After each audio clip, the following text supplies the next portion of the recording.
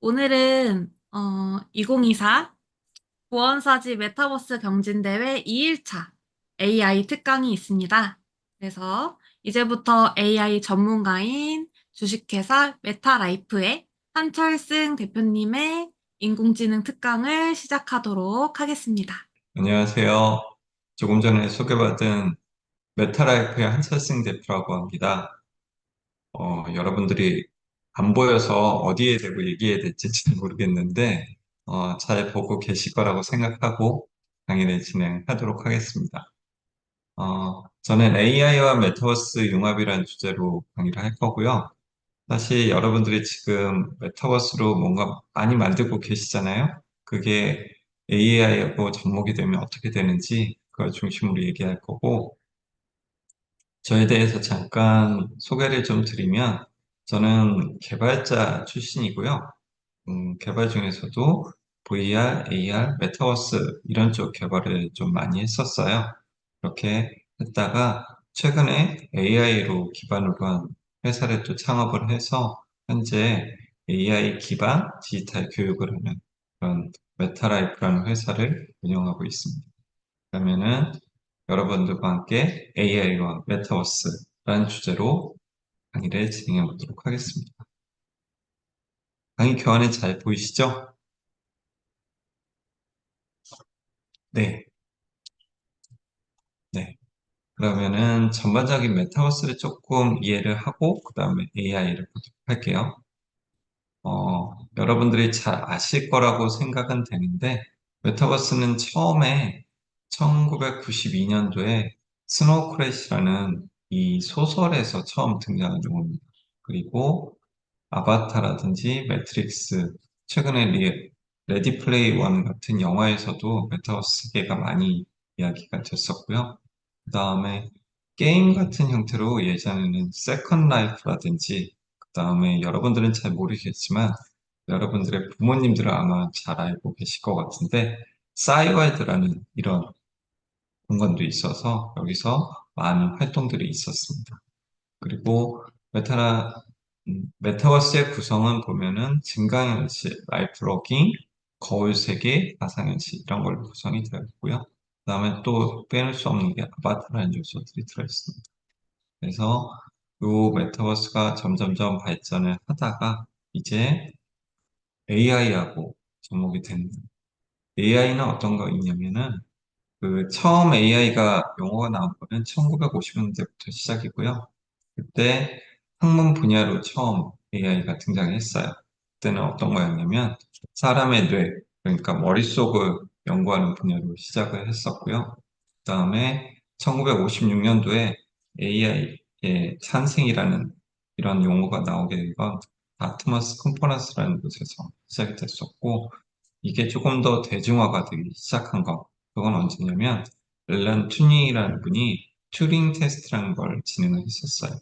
요 밑에 보시면은 그 이미지가 보이시죠? 이미지에 보면 누가 있나요? 사람이 있고 컴퓨터가 있어요.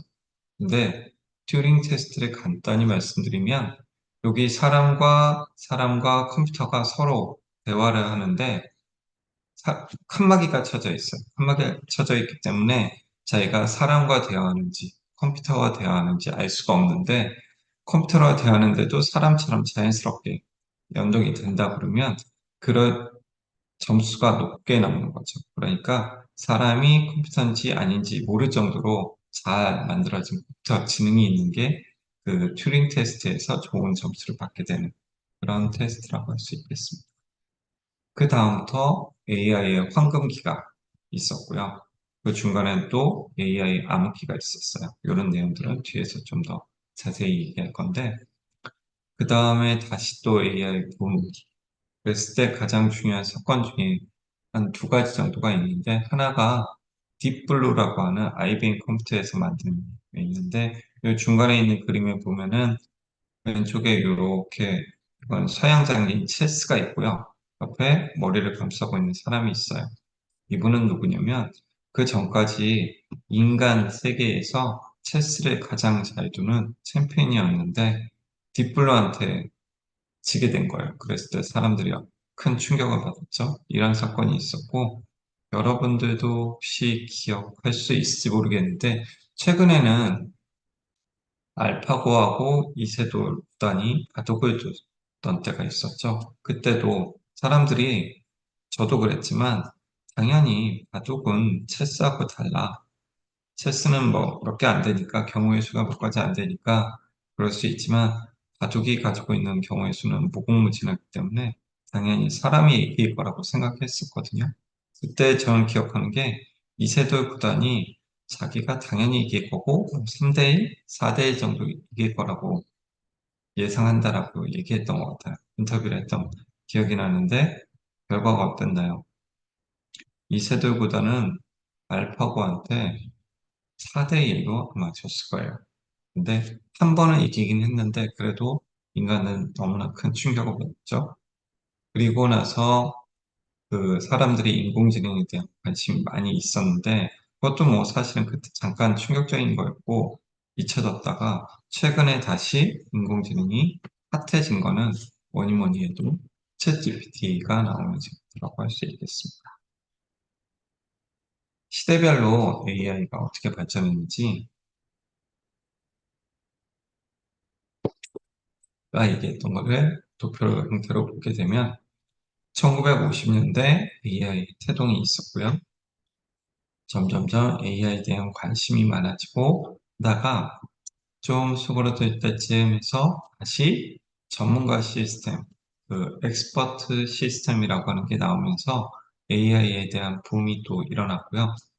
뒤에서 또 설명드리겠지만 머신러닝이 1990년대에 등장을 했고 그 다음에 2000년대 들어오면서 점점점 관심이 올라가면서 딥러닝 그 다음에 2020년대 생성형 AI 여러분들 잘 알고 있는 챗GPT 같은 이런 생성형 AI가 나오면서 혁명적인 AI의 붐이 일어나게 되었습니다. 인공신경망과 딥러닝이라는 게 있는데요. 이게 뭐 아직 AI를 깊이 있게 배우지 않았으면은 좀 생소할 수도 있겠지만 인공지능을 할 때 가장 중요한 단어라고 생각하시면 될 것 같아요. 인공신경망과 딥러닝. 그래서 1950년대부터 현재까지 이 두 개 어떻게 발전했는지 알아두시면 좋은데 지금은 좀 이해가 안 가더라도 한번 전체적인 흐름을 보는 차원에서 보시면 좋을 것 같습니다. 말씀드렸다시피 1950년도에 인공신경망이 태동을 했고요. 그랬을 때 나온 용어가 퍼셉트론이라는 용어가 있어요. 제가 인공지능을 전공을 하고 배웠을 때 가장 어려웠던 개념 중에 하나가 이 개념인데 여러분들은 이 개념을 알기 전에 용어부터 기억해 주면 좋을 것 같은데 퍼셉트론이라는 개념이 나오면서부터 인공지능에 대해서 좀 더 깊이 있게 연구가 되었고요. 그랬는데 이 퍼셉트론이 한계가 나와요. 그러니까 인공지능이 뭐든 다 할 수 있을 거라고 기대를 했었는데 얘가 한계가 나오면서부터 이 인공지능에 대한 기대치가 떨어지면서 인공지능의 겨울이라는 그런 시절이 오게 되었고요. 그랬는데 이거를 조금씩 그래도 꾸준히 연구해서 다중 퍼스트론 이론이 나오면서 다시 인공지능이 부활이 되기 시작했습니다. 그러면서 점점점 이 인공지능이 발전을 하고 그다음에 딥러닝이 나오면서 우리 인간의 뇌의 작동 원리를 똑같이 모사하는 딥러닝이 나오면서부터는 이제 폭발적으로 인공지능이 다시 붐이 일어나기 시작했습니다. 어, 이거는 그 알파고를 만든 딥마인드라는 곳에서 만든 다큐멘터리거든요. 잠깐 보시겠습니다.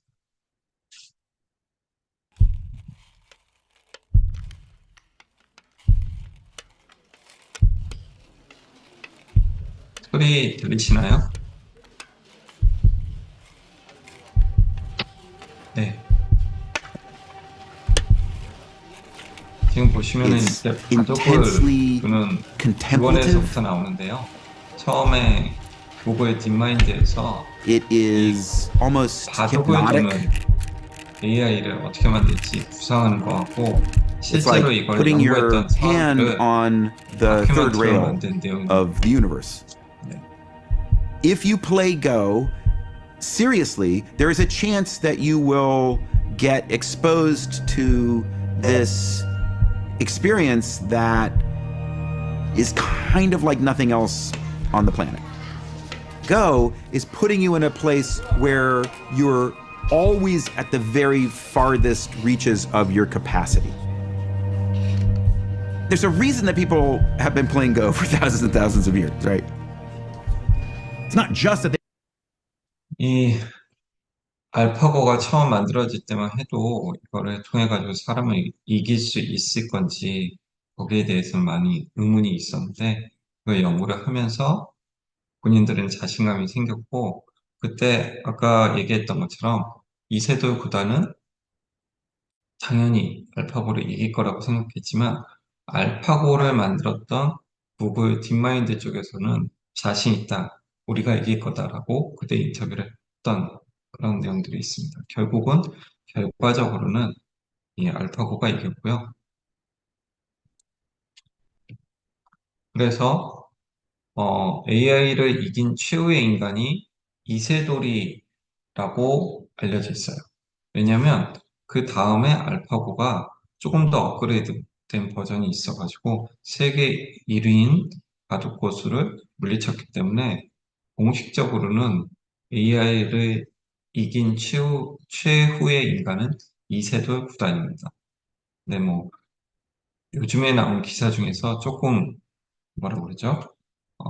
토픽으로 나온 거긴 한데 미국의 아마추어 기사가 알파고보다 훨씬 강력한 그 바둑두는 AI를 물리쳤다는 기사가 나왔는데 그 내용을 들어보면 그 AI의 원리에 대해서 알게 되면은 그 기사가 이해가 되는 게 그 알파고와 대적했던 이세돌이라든지 중국의 고수들은 정석대로 기보에 있는 대로 그렇게 했다 그러면 아마추어 기사는 기보에 없는 변칙으로 해서 알파고를 이겼다고 그렇게 기사가 나오고 있습니다.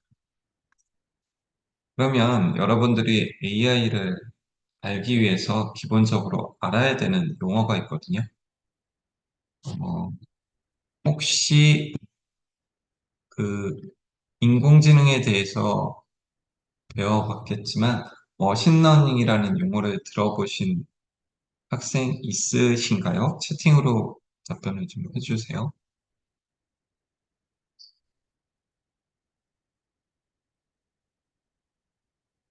머신러닝이라는 말을 못 들어보셨나요?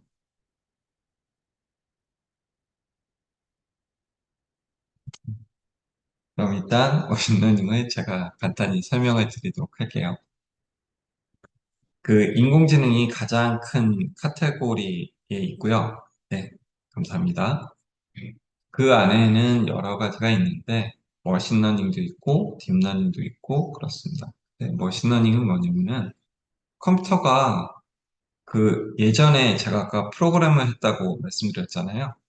예전에 프로그램을 했을 때 뭐 C나 C++, 뭐 C# 이런 컴퓨터 프로그램을 할 때는 어떻게 해야 되냐면 사람들이 어떻게 할 건지 로직을 논리적인 프로세스를 먼저 만듭니다. 그리고 그 프로세스에 따라 가지고 실제로 코드를 짜요. 코드를 짠다는 게 뭐냐면 우리가 뭐 영어나 프랑스어를 하듯이 컴퓨터 프로그래밍 언어로 그 내용들을 절차적으로 어떤 내용이 들어오면 뭐 if문, for문 이런 조건문을 넣어가지고 어떤 조건이 맞으면 이걸 수행해라. 어떤 조건이 맞지 않으면 이걸 수행해라. 등등 이런 식으로 프로그래밍을 해서 그 결과를 얻어낸. 근데 머신러닝이라는 거는 이렇게 컴퓨터에다가 명시적으로 프로그래밍 언어를 넣지 않고도 학습을 해요. 그 학습을 하는데 뭘 가지고 학습하냐? 데이터를 기반으로 해서 학습을 한다는 거예요. 그러니까 많은 데이터를 주고 거기서 알아서 얘가 로직을 만들어내는 걸 머신러닝이라고 합니다. 예를 들어서 음, 학생들이니까 제가 얘를 학교 성적을 가지고 가져왔는데 여러분들이 국어, 수학 이런 시험 봤던 결과들이 있을 거예요. 데이터가 있을 거예요.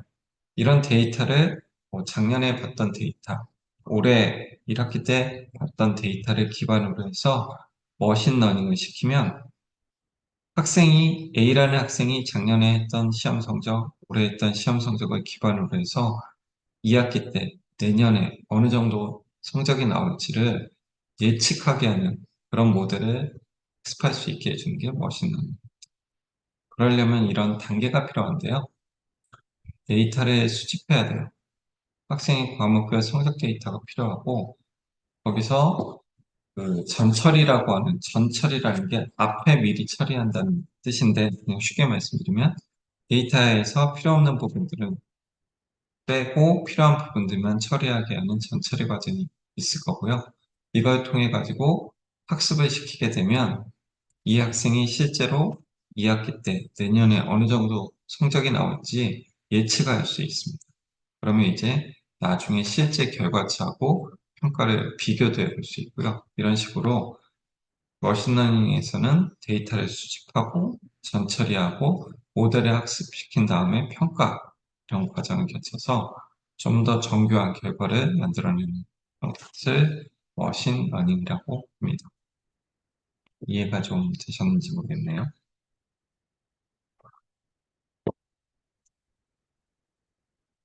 그리고 두 번째로 이제 머신러닝 다음으로 딥러닝이라는 게 있는데 딥러닝은 사실 이렇게 글로 설명하려면 좀 더 복잡하긴 해요. 근데 여러분들이 이해하기 쉽게 생각한다 그러면 여러분들이 뇌라고 생각하시면서 이해하시면 좋을 것 같아요. 우리 뇌 속에는 여러 가지 신경망이 있어서 시각적으로 뭔가 봤을 때 그게 제 앞에 지금 뭐 컵이 있고 핸드폰이 있고 노트북이 있는데 시각적으로 봤을 때 그 순간에 이게 노트북이다, 뭐 컵이다, 핸드폰이다 이렇게 알 수 있는 것처럼 인공지능에서도 들어오는 데이터를 기반으로 해서 얘가 무엇인지, 그 다음에 얘가 움직이고 있으면 그 다음에 어떤 동작이 있을 건지 판단하게 해주는 그런 것들이 있는데 가장 간단한 예로 이미지 분류, 클래시피케이션이라는 게 있어요. 그러니까 예를 들어서 여러분도 많이 들어봤을 것 같은데 고양이하고 강아지를 구분한다 라고 했을 때 예전 방식으로 프로그래밍을 하면 어떻게 해야 될까요? 그러면 고양이는 이렇게 생겼고 강아지는 어떻게 생겼다 이런 표시를 해야 될 거예요. 고양이는 뭐 수염이 있고 귀는 좀 뾰족하고 색깔은 어떤 색이고 모양은 어떻고 이런 식으로 여러 가지 조건들을 놓고 이렇게 생겼으면 얘는 고양이야. 그리고 강아지는 이런 조건에 맞으면 얘는 강아지라고 분리하는 프로그램을 만들어줘야 되는데 딥러닝에서는 어떻게 하냐면 고양이와 강아지 사진을 그냥 몇 천 장, 몇만 장 이렇게 모아가지고 줘요. 그러면은 스스로 이 사진을 보면서 분리를 하는 거예요. 고양이, 강아지. 처음부터 고양이, 강아지라고 알지 못하지만 얘 특징들을 계속 보면서 나중에 분리를 하고 나서 보면은 얘는 고양이가 되고 얘는 강아지가 되고 이런 식으로 되는 겁니다. 그러니까 우리가 프로그래밍을 했을 때는 일일이 모든 조건들을 세세하게 줘야 되지만 딥러닝을 통해서 학습을 시킨다 그러면 그런 세세한 작업들을 주지 않아도 알아서 이런 결과를 만들어낼 수 있는 겁니다. 이게 여러 가지 기법 중에서 그 고양이와 강아지의 사진을 기반으로 하는 거고요. CNN이라는 모델, 뭐 용어적으로 지금은 잘 모르시겠지만 CNN도 있고요. 딥러닝은 RNN도 있고 ANN도 있고 이런 여러 가지 모델들이 있습니다. 이게 학습을 많이 하면 할수록 좀 더 정밀하게 맞출 수 있는데 사실은 이것도 사실 오버피팅이라는 것도 있고 언더피팅이라는 것까지 있는데 그런 거는 좀 더 전문적인 얘기이기 때문에 일단은 학습을 데이터가 많으면 많을수록 좀 더 잘 분리해내고 좋은 결과를 낸다라고 이해하시면 될 것 같습니다. 그 다음에 요즘에 LLM이라는 게 가장 핫한 키워드라고 보시면 될 것 같아요.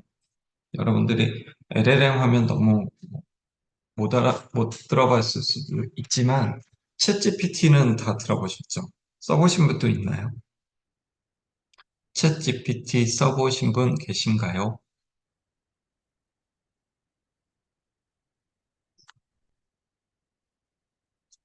네, 오, 써보셨네요. 챗GPT가 바로 이 LLM 모델입니다. 챗GPT가 뒤에도 제가 몇 가지 그 생성형 AI만 추려가지고 설명을 조금 드릴 건데, 그 생성형 AI 모델 중에서 라지 랭귀지 모델이라고 해서 어, 우리 지구상이라고 하면 너무 과장이겠지만 우리가 학습할 수 있는 모든 데이터를 기반으로 해서 학습을 하는 그게 바로 라지 랭귀지 모델이라고 할 수 있어요. 그러니까 여러분들이 웹에서 보거나 PDF나 텍스트나 이런 모든 데이터들을 기반으로 해서 학습을 했기 때문에 사람이 하는 자연어 있죠. 제가 지금 말하는 것처럼 그런 것들을 다 파악할 수 있고요. 그다음에 이걸 기반으로 해가지고 번역도 할 수 있고 질문도 하고 글도 만들고 다양한 일들을 할 수 있습니다. 이를테면 문장을 만드는 것도 할 수 있는데 오늘은 날씨가 라고 해놓으면 그 다음에 비가 올 것 같아. 아니면 날씨가 너무 더워 라든지 이런 식으로 사람들이 쓰고 있는 내용들을 기반으로 해서 여기서 문장을 만들어줘요. 확률을 기반으로 해서 이런 문장을 만들어줘요. 그러니까 이런 걸 기반으로 하면은 챗봇도 할 수 있고요. 번역도 할 수 있고, 텍스트 요약도 할 수 있고. 그런데 이 LLM이 가지고 있는 한계도 있어요. 왜냐면 이것도 학습된 데이터를 기반으로 하고 있기 때문에 여기에 편향된 정보가 들어가게 되면 이를테면 이런 거예요. 누군가 40대 성공한 사람의 CEO 모습을 만들어줘 라고 했는데 거기에는 서양의 40대 남자들만 나온다든지 주로 남자들만 많이 나온다든지 하는 것처럼 얘가 학습한 내용, 데이터에는 그런 내용들이 주로 있기 때문에 어쩌면 흑인 여성이 나오는 모습은 좀 덜 나올 수도 있고 거의 안 나온다든지 그 다음에 또 실제로 있었던 거긴 한데 LLM 기반으로 해서 AI 면접을 봤더니 성적이라든지 모든 활동이 비슷했는데 남자들이 여자보다 훨씬 더 합격률이 높았다는 그런 결과가 나와서 그런 AI 면접도 어쨌든 있었다가 중단되는 그런 사태도 있었고요. 두 번째 한계가 조금 더 치명적일 수도 있는데 워낙에 복잡한 내용이기 때문에 결과는 알지만 어떻게 내용이 있는지 과정을 이해하기가 너무너무 힘든 게 아니고 거의 불가능합니다. 인간이 LLM을 통해서 나온 결과가 왜 그렇게 나오는지 알아내는 건 거의 불가능해서 혹시 모를 오동작에 대해서도 염려하는 그런 경향도 있습니다. 그다음에 아까 챗GPT 써보셔서 아시겠지만 챗GPT에다가 이렇게 질문을 넣는 걸 프롬프트라고 하고 요즘에 프롬프트 엔지니어링이라는 말 들어보셨죠? 들어보셨나요?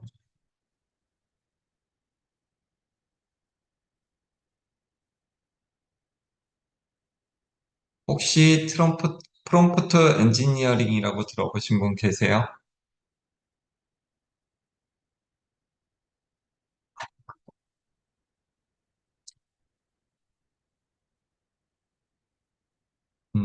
제가 옛날 얘기를 잠깐 할 텐데 제가 대학교 때 뭐가 있었냐면요. 여러분들 지금 쓰고 있는 인터넷이 그때는 많이 보급되지 않았다? 아니면 모르는 사람도 있었을 때였고요. 검색을 그렇게 많이 안 할 때였어요. 그래서 어떤 자격증이 있었냐면 인터넷 정보 검색사라는 자격증이 있었습니다. 그게 뭐 하는 것 같아요?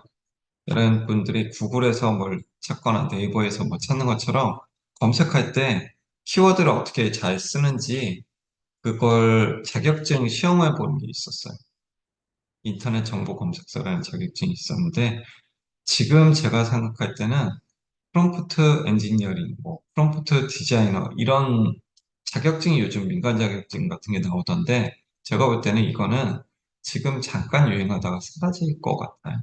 근데 어쨌든 여러분들이 생성형 AI, 챗GPT라든지 클로드라든지 제미나이라든지 뭐 이런 것들을 사용하려면 프롬프트를 잘 쓰셔야지 원하는 결과를 얻기 때문에 어떻게 하면 잘 쓸 수 있는지 제가 한 5가지 정도로 요약을 했고요. 그걸 더 요약하면은 이런 겁니다. 구체적으로 질문을 해야 되고요. 예시를 줘야 되고 단계별로 그러니까 한꺼번에 무르르 질문을 하면 프롬프트가 그 챗GPT나 이런 애들이 까먹어요. 잃어버려요. 그 연구에도 나오는데 첫 번째 질문과 마지막 질문에 대한 답변을 좀 더 잘해주고 중간에 있는 질문에 대해서는 잘 답변을 못한다고 여러 개를 물어봤을 때 그러니까 여러분들이 물어볼 때도 하나씩 하나씩 단계별로 물어봐야 되고 그 다음에 예를 들어주면 좋아요. 내가 원하는 게 뭔지 그거를 이를테면 여기도 나왔지만 파이썬으로 프로그램을 짜줘. 간단한 프로그램 짜줘. 이렇게 하면은 뭘 짜야 될지 뭐 답변은 해주지만 조금 더 구체적으로 해서 헬로 월드를 출력하는 코드를 짜줘. 이런 식으로 해야 되고요. 그 다음에 예시를 많이 들어주면서 예시를 주면서 이런 식으로 답변을 해줘. 라고 해야 됩니다. 그 다음에 맥락이라는 것도 그런 건데 뭐 퓨샷, 원샷, 퓨샷, 제로샷 뭐 이런 식으로 먼저 내가 원하는 형태의 맥락을 좀 알려주고 그 다음에 질문을 하면 좋은 답변을 줄 수 있습니다. 여기까지 AI에 대해서 좀 얘기했고요.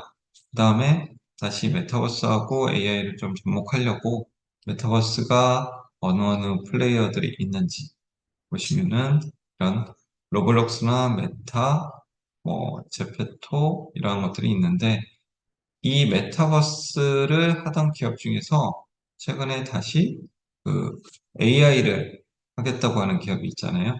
여기 보시면 메타가 있는데 처음엔 메타라는 회사는 메타버스만 하겠다고 해서 이렇게 이름을 바꿨다가 최근에는 메타는 메타버스라는 회사가 아니고 AI라는 회사라고 이렇게 얘기를 하고 있습니다. 그럼 이런 메타버스하고 AI가 접목이 되면 어떤 결과를 얻는지 실제 사례를 몇 가지 보여드릴게요. 이건 뭐냐면은 그 대학교 있죠? 여기 보이네요. 건양대학교라고 하는 건양 그 대학에서 메타버스로 캠퍼스를 만들었습니다. 그리고 여기서 이제 챗봇을 넣는데 여기 들어온 아바타에서 인공지능학과가 어디예요? 라고 물어보면 챗봇이 인공지능학과는 어디에 있으니까 어디로 가시면 됩니다. 라고 이렇게 답변을 해주는데 이거는 메타버스와 인공지능, 그 LLM이 결합한 그런 서비스 모양이라고 보시면 될 것 같고요. 또 하나는 이런 식으로 그 상담방이 있어요. 상담방에 들어왔을 때 제가 지금 저 뒤에 모습이 보이죠? 제가 들어오면 자동으로 답변을 그렇게 해서 인사합니다. 안녕하세요. 한철스님 반갑습니다. 얼굴을 인식해가지고 이렇게 해주는 것도 AI하고 메타버스가 접목되는 거고요. 또 하나는 제가 만약에 파스칼이라는 프랑스 친구하고 채팅을 하는데 저는 프랑스어를 전혀 못하거든요. 그래도 대화를 할 수 있습니다. 안녕 파스칼 오랜만이야. 프랑스 날씨는 어때? 라고 이렇게 얘기를 하면 실시간으로 옆에 보시죠. 이게 불어로 이렇게 번역이 돼서 파스칼한테 전달이 되고 그러면 파스칼도 자기 나라 프랑스 말로 이렇게 답변을 하면 이게 한글로 번역이 돼서 프랑스는 요즘 너무 더운데 비가 왔으면 좋겠어. 뭐 이런 식으로 서로 대화를 실시간으로 하는데 전혀 문제가 없습니다. 네, 기술적으로 보면은 요 위에서 제너레이티브 AI, 생성형 AI가 나오면서 폭발적으로 증가가 됐고요. 요게 지금 시장에서 보시면은 초반에 이렇게 AI가 올라오다가 침체됐다가 올라오다가 침체됐다가 해서 다시 폭발적으로 증가하고 있는 이 단계에 있다고 보시면 될 것 같고 그러면서 이제 AI와 메타버스가 여기서 만날 것 같아요. 그래서 메타버스와 AI가 서로 결합을 해가지고 기술적으로 이렇게 생산성을 높이는 이 단계로 갈 거라는 그림을 보여주고 있습니다. 그리고 AI 참여자들을 보면 여기 보시면은 그 로고를 가져왔는데 이게 가장 요즘 핫한 챗GPT고요.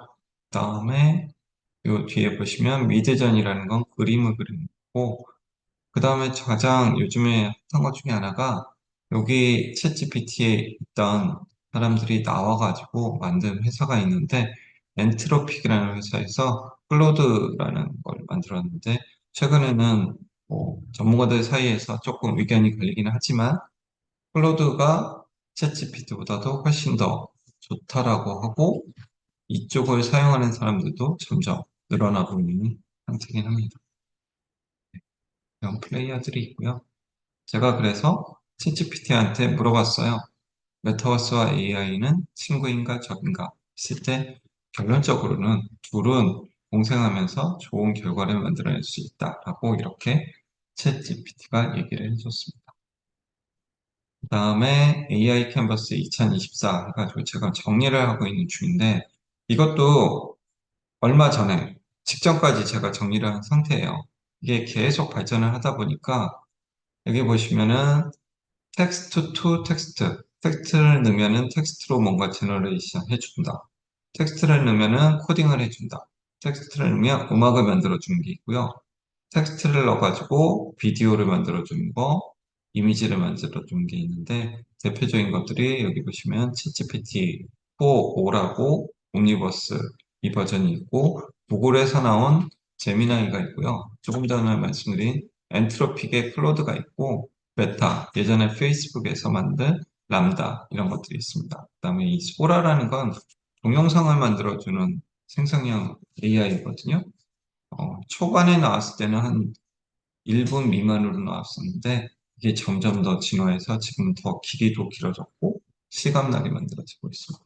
그다음에 역시 오픈 AI에서 만들고 있는 달리, 미드저니, 스테이트 디퓨전, 어도비 뭐 이런 데서 생성형이 계속 나오고 있고요.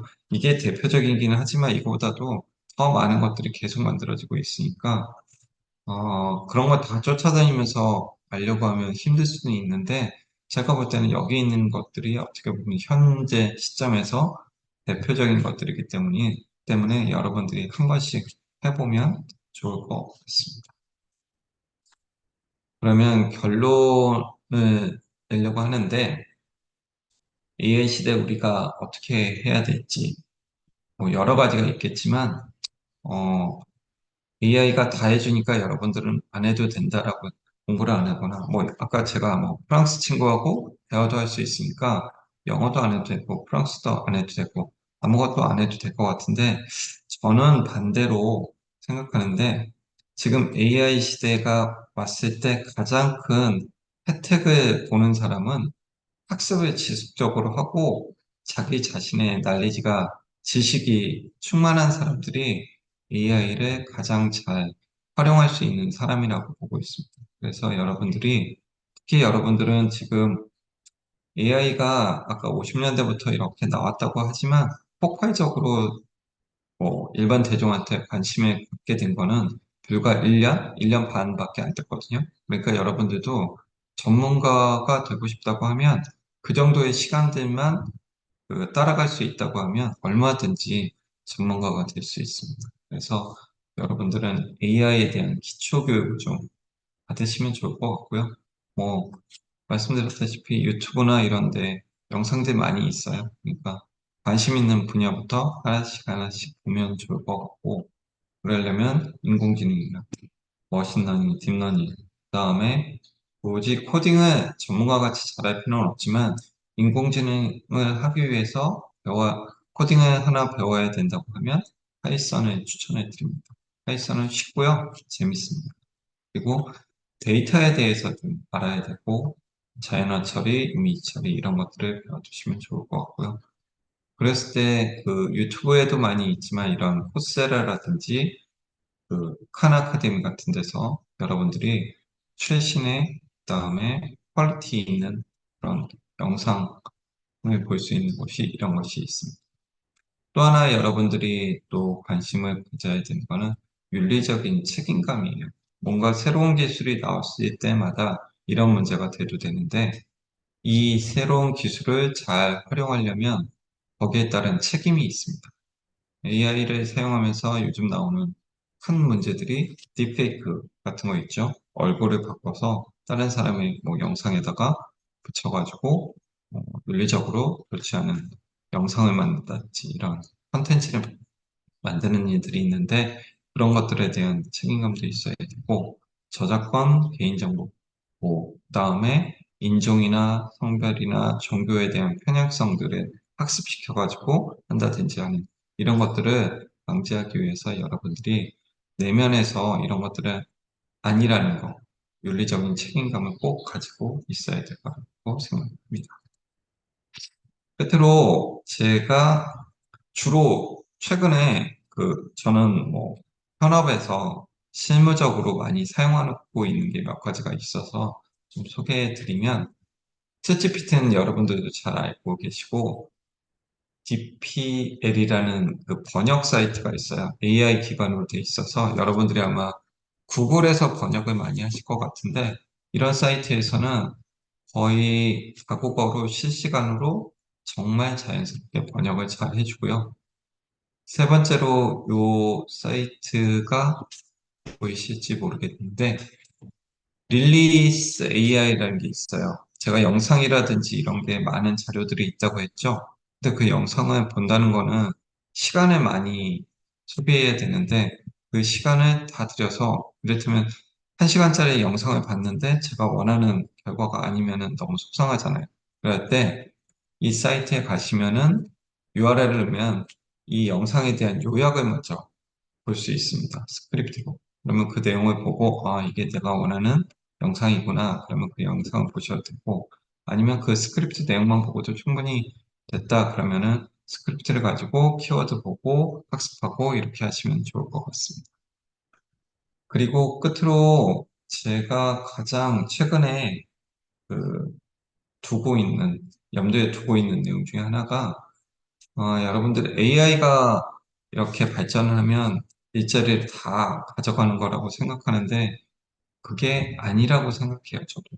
AI가 우리를 대체하는 게 아니고 AI를 잘 사용하는 사람이 그 일자리를 대체할 거라고 이렇게 얘기하신 분이 있는데 저도 여기에 동감을 하고 있습니다. 그러니까 여러분들이 AI가 나를 대체할 거라는 그런 두려움, 이런 걸 막연한 두려움을 갖지 마시고 잘 활용하는 사람이 돼서 이 시대를 좀 잘 이용하고 활용하는 사람이 됐으면 하는 바람에서 그걸 마지막으로 해서 제 강의를 마치도록 하겠습니다.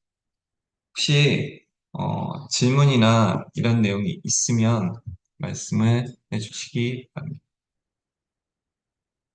모두 구글 크롬 브라우저 준비해 주신 다음에 지메일로 로그인해 주시면 됩니다.